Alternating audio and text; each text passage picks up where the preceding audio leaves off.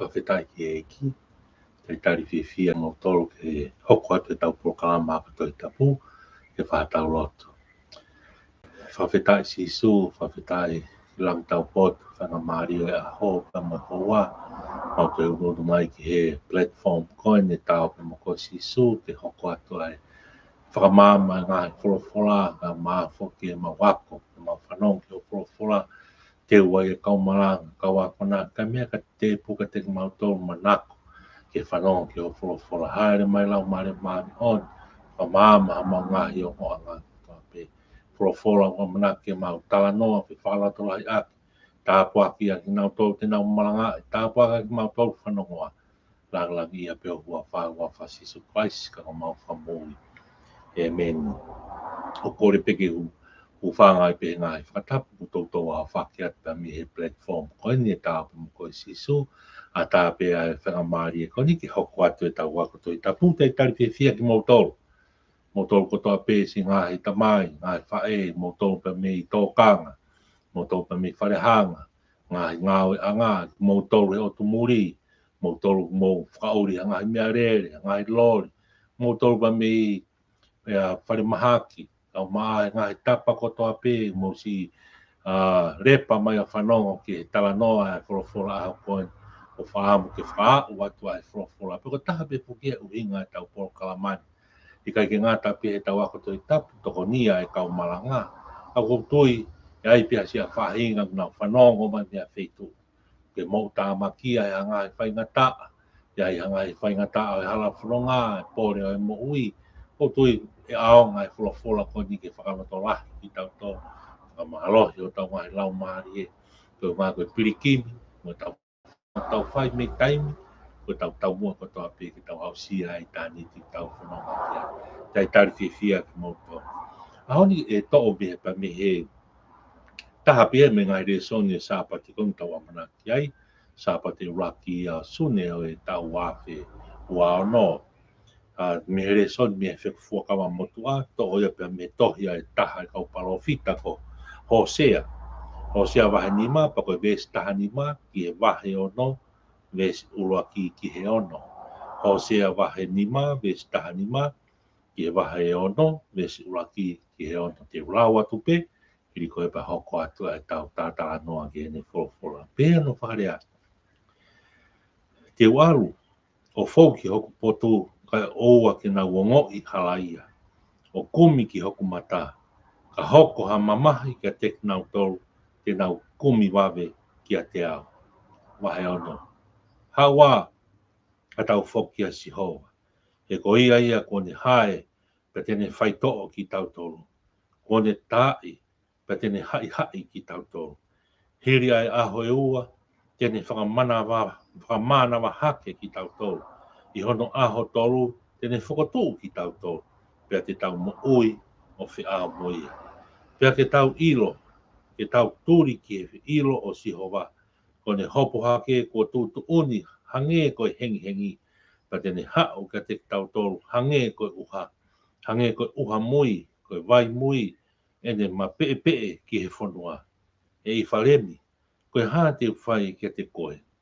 E siuta, koe haa te whai ki te koe. E ko more rei o hange ko ao pongpongi. Pe hange ko hau ene more wawe koia. Na tātā ki nau tōru aki ai kau palofita. Na aku tāma te i aki a ngāhi rea a hoku ngutu. Pea oku alu atu e ku whakamau hange koe māma. He koe o whā o kou manako ki ai. O I kai koe whilau. Pea ku tāi mua e ilo I o otua. I ngāhi whilau mo I fua. Amen. Profola ia tohi a Hosea. Mahina mo peka ki tau tōru koe tohi a Hosea. Taha e pia e ngahi tohi o e kau palofita. Pe kui he kau ki nau tōru e ako tōru teolosia. Mo lo kalafi koe kau minor prophets. Pe kau palofita iki.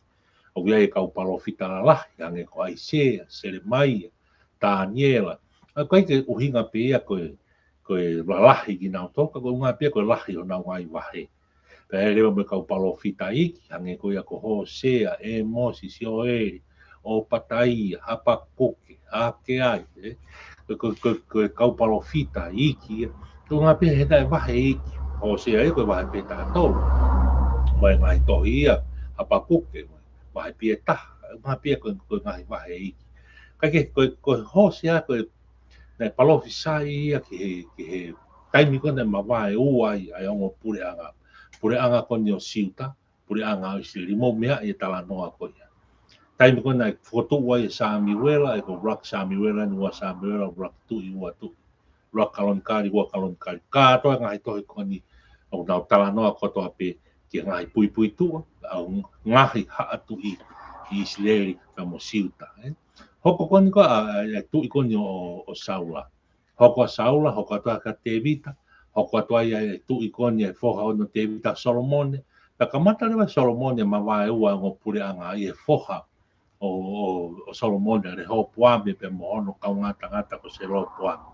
ma vai ua ngo pure anga alu pure anga kon ke to ke lau ai ko Israeli ko no kolomua ko Samaria aluia pa me fu ha ai ta hawa ki farem ngai ha ala lahi ko to ia ha ta hawa o toko ta o ha ko ni ta hawa ai fa na o se kopi ka no fo pe ha pe ua ana no fo pe i se usarema ai ko siuta ia kolomua ko se usarema ai ko siuta pia ka mo pensimani alua se lo poame no fare po de ho poame ai ko taimia na mavae ua ia o pure anga kamata le ko mavae ua ko o pure anga ko ia hoko mai le vai kau palo fita ai ko mata ko senturi hiwa senturi valu ai se ai se mai hau mai ko senturi valu ko ho se ai ko tala no e palo fisa ia ho se ko ni fai ke pure anga toke lau toke pure anga ko Northern Kingdoms ai ko pure anga ia ko o Isileri na kolomu ai i Samaria mo mana tu ko tala no ko ni nga historia fo amo tu ko Isileri ko kolomu a Samaria na au hapea i senturi fitu uwa ai ko mimbi senturi valu na palo fisa ia a Hosea senturi fitu pe ko ni au taki popula na fai tina ke tekna tole a Siria pe to fono ko melewa siuta ia mo se usarema o toki fa au ia i he ono no atolu he ta ono no atolu nima hiwa ono pe fa osi ki na tolia i nima valu ono fa osi pe no haki ane kanesa pe me Papilone fa au ma tu ko ngo pure anga na ke o osi ai pe a Samaria ia mo Israel kai te ha pure anga pe he toi re pe a siuta manti ko siuta na te foki mai a pa o te foki mai ia no fa foki mai ki na to raki a kores ko tu i pe sia tau ia ne kadesa a ta mai re vai si ka kai ko ni a siuta ia o to foto vai a Jerusalema o mai ki hani mantu Jerusalema o kolomo ko siuta ko Israeli pe fokpeia ko ngo pure anga ka ko Israeli ko na kolomo ko ki Samaria na au ha opito ai na au ha ia fitu oa mana tu foko lau taimi foka moto au fa holo mui kamata mai me ngoe i te ni mata ko senturi ta hiwa ta valu ta fitu au mai pe fononga isi pite na fononga mai fono he toa fa au mai ke kuonga ka fa mau me mix senturi ta hau senturi ta ko tala no ape au mai senturi hongo fulu ne hiwa valu ko kuonga ka palo fita valu fitu ono lima kuonga ka palo fita ada ako ono nima fa pe ngata e tohi malakai puri ai pe foi ta ui e fa nge au ko ia o tau toki asi pe fu ka fo ai ko asi ko fu ka fo mak a pure vai foi aho ua ki po senturi ua ki e taimi na alo ia e ko si suklais ni alo ia si suklais pe ka mata le mi a ua ki ia lau mai le taimi me ai ko a wa fe wa no senturi ua ta ha ko fono ka ke ko tala no ape ke anga lau taimi ka tala no ko ni ke whakano nofo ai tohi Hosea i kuonga e whakamotua senturi walule mana tui ko palofisai e nia ko ni aspeha rea i wharemi aspeha palofisai hakau palofitaki i wharemi o kuhinga ia ke puri anga toke lau ki Isileri kolomua ia Samaria dia mo kuhea ki pe e Hosea he a siuta ko pau pe ke petoko aki pe a palofisai na tu pe ka palofitake tala palofisai ki Israel tala palofisai ki siuta ke ngai mia mantuko ko rea ko rea palofita rea he pelu ko navi to call ko to warn to prophesy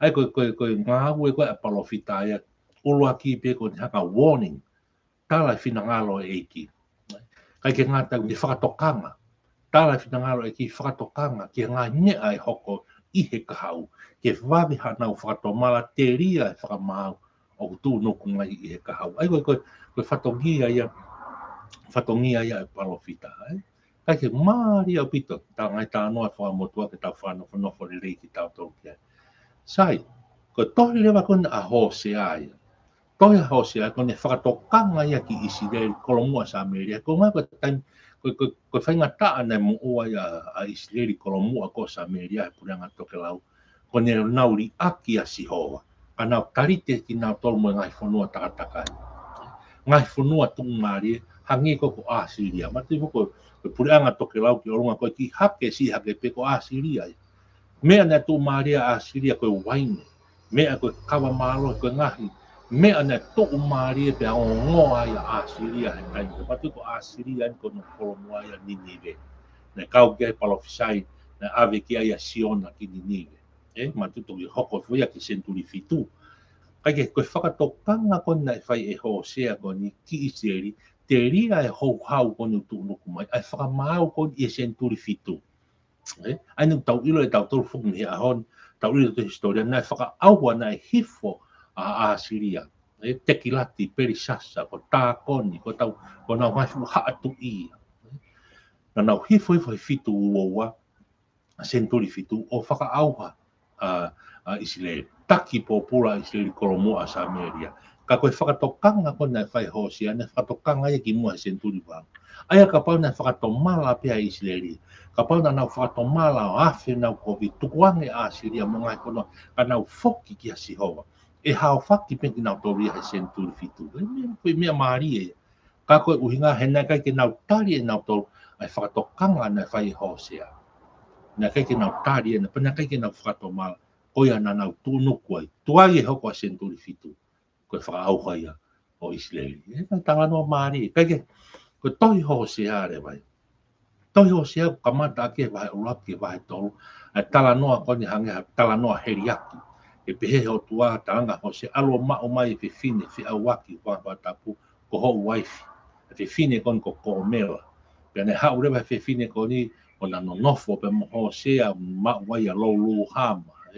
Mao a lou lou ami, hai ne ngahi whanau, o whamatala ko toha e ngai whanau ko ni ai whainga taa e kai ke tauhi e Israel e nau COVID-19 te pia moe o tua. Ai ri aki he o tua e ka kai Israel koe uhi ngā pe koe kai ke nau tauhi ai COVID-19 te pia moe nau o tua. E koe tala noa ai. Ta koe maari e wahe uraki e wahe tau na ne auratu ko a Hosea matu koe ka ngana tala noa here. Nia koe mea mo oni pen ka kuni hanga heri aki ai tō onga mo ui ai Israeli he nau tau ko nau otua. Koe otua ko no sipinga ko Hosea ai. Pia koe kakai Israeli ko komela ai ko whiwhine whiawa. Au ke alwa a Hosea o mai ono waifi ko nia komela matu ko whiwhine whiawa ko whanga whatapu kau rea pia rea mahi.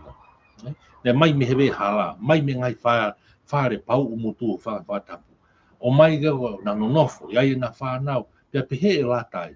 Tala mai na te hola pe te fok pe ke mena sa ia se ka he o tua Hosea te alo mai te rata Hosea ke ve hala te o mai ho ko pena no fo ha o ko pe ke lata ko me lai o ko pe ke lata ia e hono husi pa ni ti mai no fo re lata pe he ve hala lata pe he pau o motu ba mo fia o aki ku fa tapu tu o wa tu tolu te alo te whekau pe Hosea he o tua Hosea te alo mai tau whanau whakaukau ko tangata whewhea Hosea ko whewhai ngā COVID-19 te koi kai ke lahi ngai whehu ia te tau whehu i ke hanga e no fo mari e ango mea ka ko tau mua koe poini e fui talanoa ia koe ni koe poini e heriaki ia koe ni ono whakatātā ia taimi ai tau COVID-19 a Israeli pe mosiho ka kai ko ni ko nau tau hiake pe momoko ake pe ko ne maa whana pe nau lotu ngotua nau fok pe nau to whai pe nau lata pe nau toria ki Asiria lata pe ki nau to hewe hala lata pe nau to he anga hala, lata pe ki nau to he fai kovi. E se ke mahari e. Ara te o tua, whafoki mai. Fai e ta kovi nani te, mo nonofo e o tua. Ka, ki tamsi i pe, foki ia. Ai ko tau whaanga ke lotu ko ki tau to alumo foki. Alumo foki o tua, ko sipi mai. Hanga he wahe uruaki wahe ke wahe tolu, o tā e sipinga, koe mea nia Isileri, kolomua o Asiria na nauwha. O hinga e tohi hosea. Komo wanga hala e Isileri. Alu mo foki. Alu mo foki. Hanga tau, mai pere tau tohe ngai ahon. Hanga tau whai e lotu. Tau pehea ke pe, mo lotonga pe, tau whai maafana pe, maupuha ke pe, arifu. Maupuha ke pe, arifu. Whai hake pe ngai kalasi aho ko toi pe o speu wike tahu ko momoko. O kai ke la vai ke maafana. Whanonga e te alo whaki ke whatawhata atua pa te nofo mauai. Nofo mauai. Piki tai ai.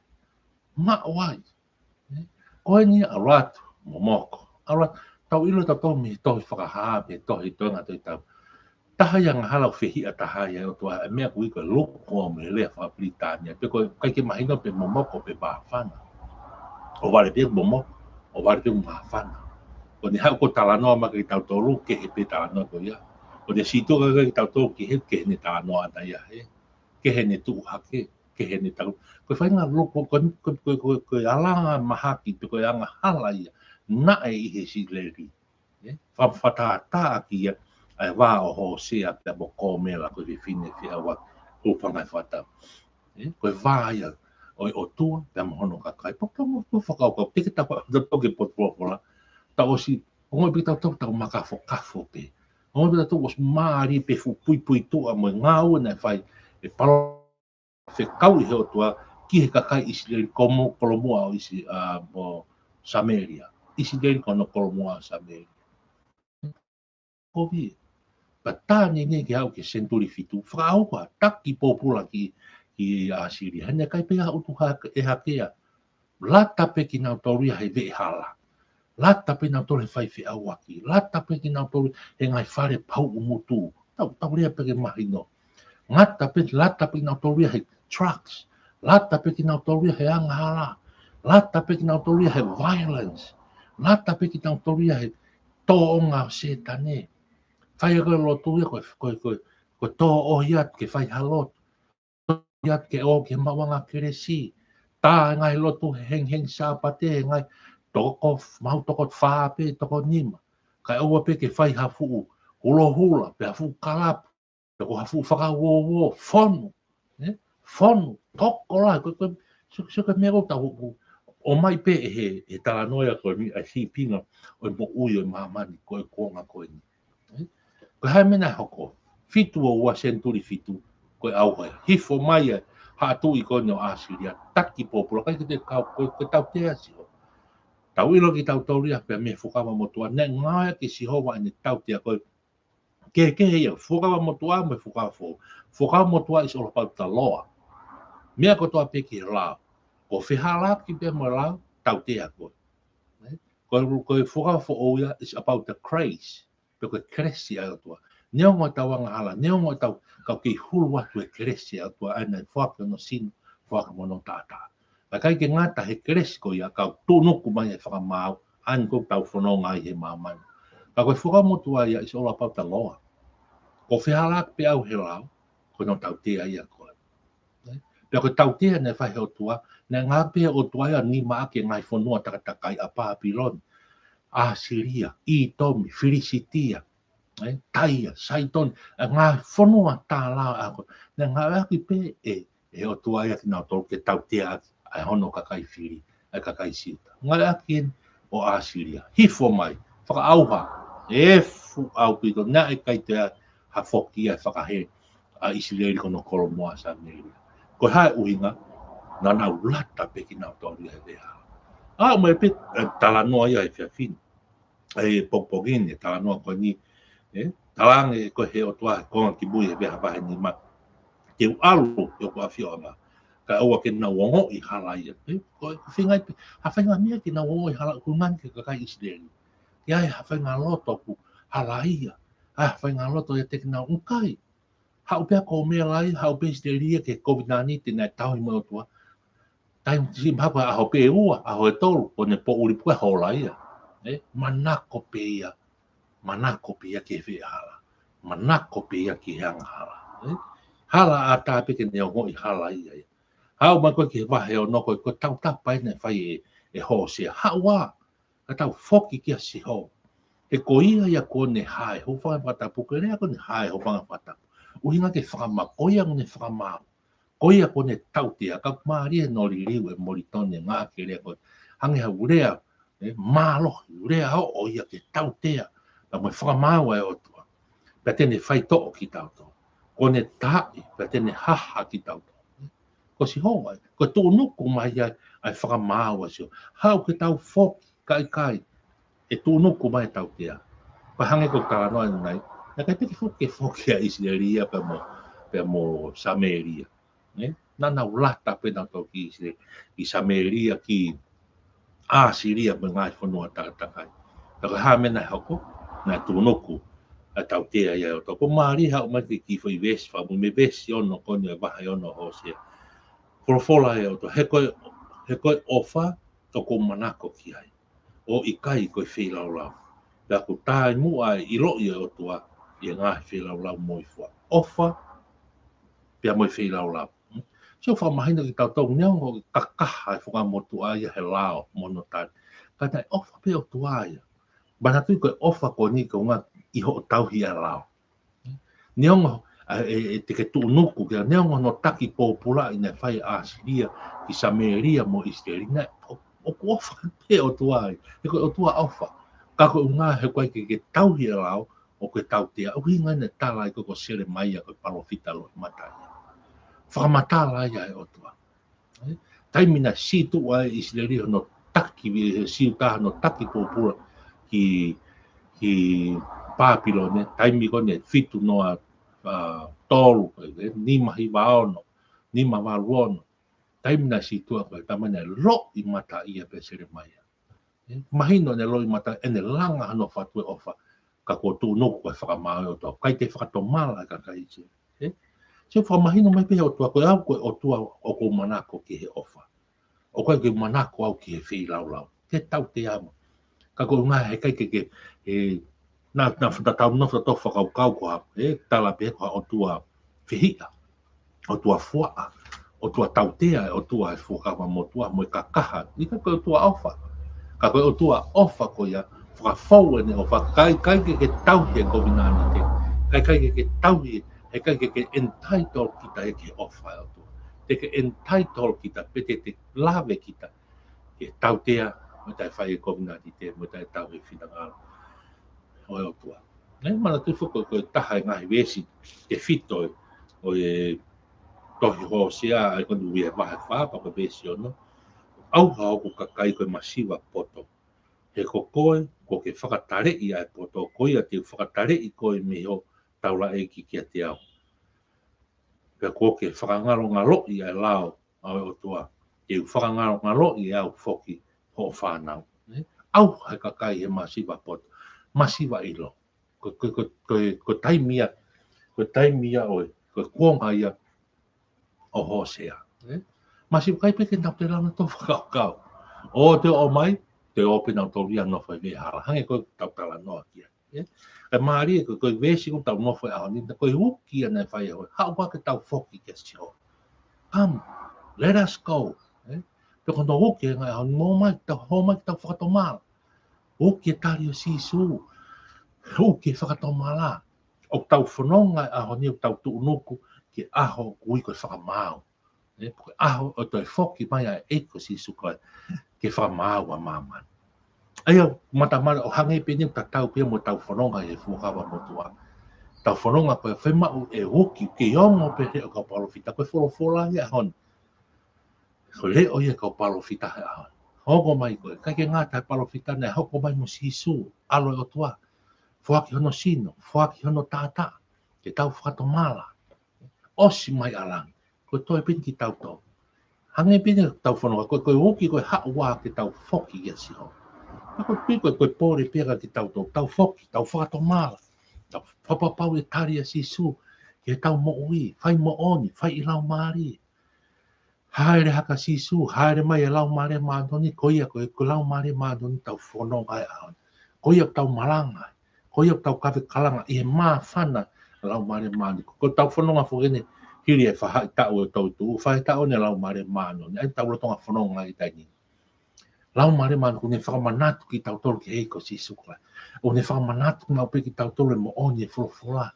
Tau mai ka tau ka anga hala, ka tau ka tō hanga hi anga, tamai ko ne hufia ki tau tōre ngā hiri o ke. Ko tau reu mā whana. Ko tau kāi ngā ofi. He whakamanatu ki tau tō hao te tau whoki ki a siho. Te ria ai hou hau o tō nuku mai. Mantu ke whoki pai a sisu ia ko ni te whakamau. Kai te hau ia he. Koe aloi o tua nani o whaki ki tau tō. E tani hau ke whaka ewe ewa. Pipiki whaka ae kui. E whakamalanga hake alo me ki na. Ko ne whoki pai ko ni. He's a judge. Koe whakamau ia. Ta tau tofu pia mo tohi hosea. Ai hakifo mai a Siria. Teki lati perisasa. Tā koni ngai haatui koe. O whaka au hae Sameria. Koe kolomu ai au Israeli. Pure anga toke lau. O whaka au haki nau ta tau tofu pia au. E hoko mai ai a whakamau. Koe tau hao whaki mi ai. E tau whakatomala. Tau tari ai ko siso kalaisi. Tau hafe me ngai kowe. Tau whoki mai me vei hala. Tau whoki mai me ngahi maari o mamani koni. Tau te whenga ke langa tau siasi. We Siriana, kau mai Karistiani ko toa pe. Siasi o rongo mo ui. I he lau maari e moi mo on. Kai ke tau ke whai ngai ahon ia ke alu e poto e tangata ai. Man o malanga ai. Hak ke social media me ngai poto e tangata. Na ako lo me kina mo on e whorofora. Mo le o e kau parofita. O ke iongo mai. Haua ke tau whoki ki a siho. Ako tui koe pōrea ki tau. Paka ke ngatai tau o ki whare siho. Tau o mafo mau ai. Uhi ngai ngā kuma pe maarika te moritoni e whirea ko tui piki tai. Piki tai.